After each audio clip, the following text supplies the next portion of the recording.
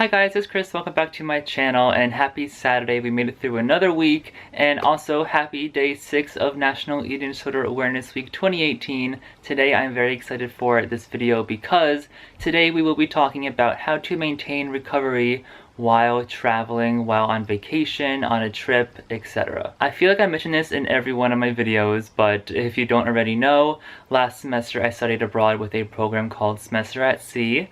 I lived and studied on a ship while traveling the world. We visited, I think, 10 different countries, or maybe 9. And it was incredible. It was a wonderful experience, but there were definitely those challenging days where I had to put my recovery first and try to put everything else on the back burner. And today I will be talking about how I managed to kind of get through those tough days and have a great time on my trip, but at the same time focusing and maintaining my recovery. This video was kind of sparked by a comment that I received on my Instagram while I was in Japan, I believe.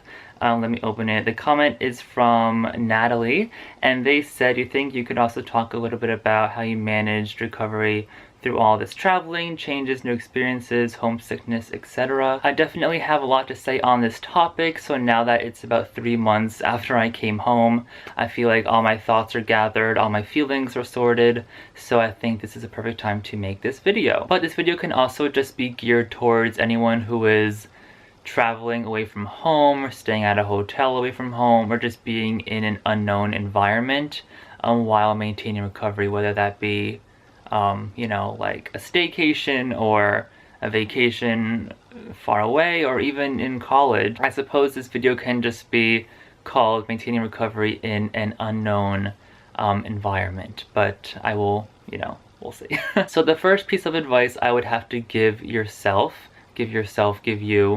would be to look at the state of your recovery, look at the state of your mental and physical being, and determine whether or not it is a smart decision to, let's say, go on a trip. I faced this question a lot with myself, with my therapist a few times, with doctors. You have to think about what you're going to be doing in whatever location you're traveling to. Are you going to be walking? Are you going to be hiking? Are you going to be snowboarding, surfing? Are you going to be, I don't know.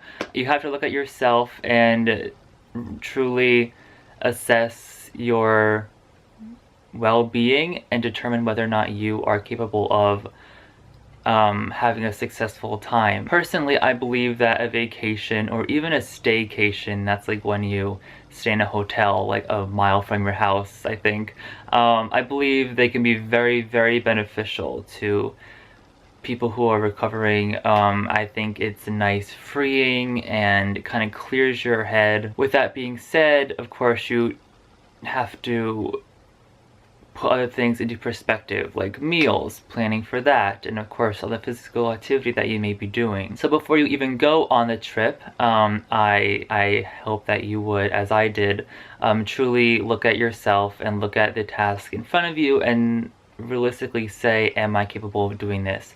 And if not, then that's fine. The first piece of advice I would have to say would be to allow yourself to have a bad day. Many times while I was on the ship, I thought, oh my god, I'm having this incredible experience that so little people get to do. I'm traveling to all these countries, like, who gets to do this? I'm so lucky. And that would kind of overshadow, like, I'm having a bad day and I just want to lie in bed all day.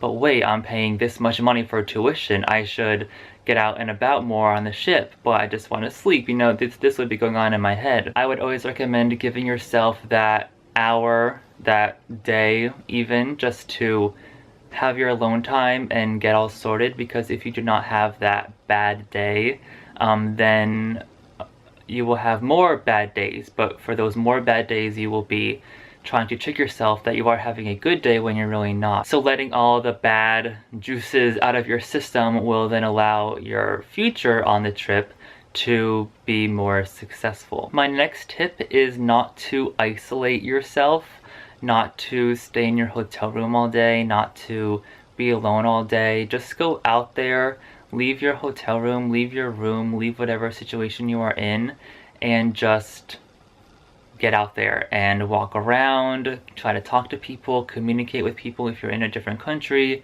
try to learn about the culture, or maybe even talk to some people. It can be a very daunting task, but nothing is going to happen to you while you're in your hotel room, and I wish I kind of looked at that more when I was on my trip. There were days I remember specifically days in Vietnam and in Myanmar that I got so anxious, I got so nervous. Factors were definitely put onto that, but I was anxious. I was very anxious being in the country, just alone, away from any person that I even minimally knew, and I didn't leave my hotel room for like 1 or 2 days, and that really sucks looking back at it now. Having yourself in isolation also really contributes to those negative feelings, negative emotions, negative thoughts about yourself, which we all know can then lead to behaviors or eating disordered thoughts, because those isolated environments are, of course, the perfect environment for your disorder to really thrive in. So I challenge you, and I challenge myself, to really push yourself and get out there. Even if it's just for 1 or 2 hours, you'll be happy that you left your room, that you saw something that you wouldn't have, and you'll be very, very proud of yourself. Next, I would say to plan things ahead of time. There were some situations that I just felt so anxious and nervous, and I didn't know what to do, and I thought, well, if I knew what to do before this, I, wouldn't be in this situation. And then when you do not know what to do in a situation, that's when you lead to not doing anything, and then you lead to the isolation. This is just kind of my pattern, I don't know if this applies to you.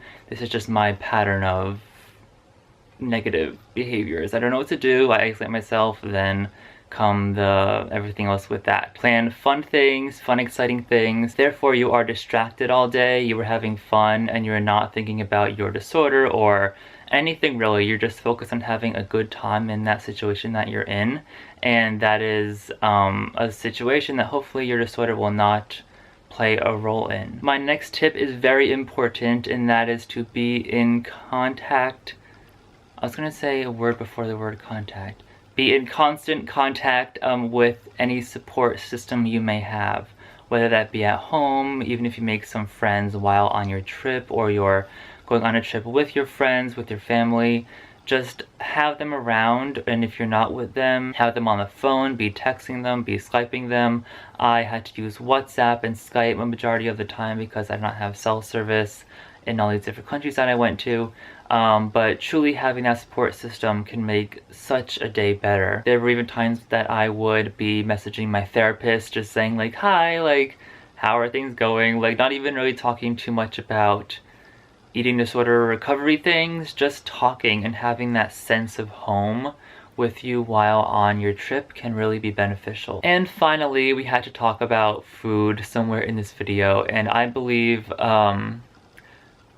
being anywhere, being at home, being on a trip, anywhere, you have to have that balance of not obsessing and thinking about food, but also not forgetting to think about food. And you have to think about food a little bit in order to, of course, I'm so focused on having a successful time, being safe, and just getting to my destination safely. Safety was like always my priority this whole trip, and then I would kind of forget about actually taking care of myself and my needs and food and drink and water, and that would really take a toll on my day. You have to remember that if you do not eat, if you do not drink, your day will not be good. You will get a headache, you will get dizzy, you will get drowsy, and that's no way to spend a day while you're on your vacation or your trip. Even if you do not think you are hungry or thirsty, I definitely recommend eating or drinking something for breakfast, for lunch,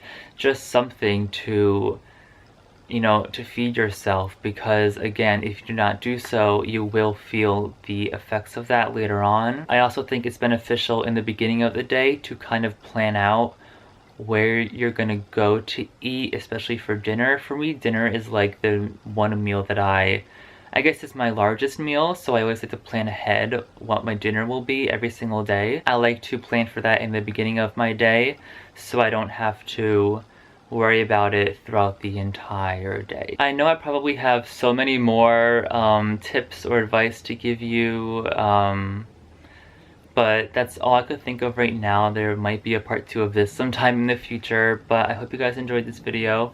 Again, those are just some of the tips and tricks that I kind of kept in my mind while on this huge trip.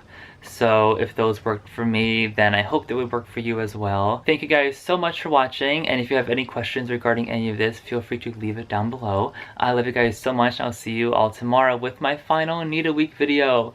It's gonna be a Q&A if you're wondering. Alright, I love you guys so much, and I'll see you all tomorrow. Bye guys!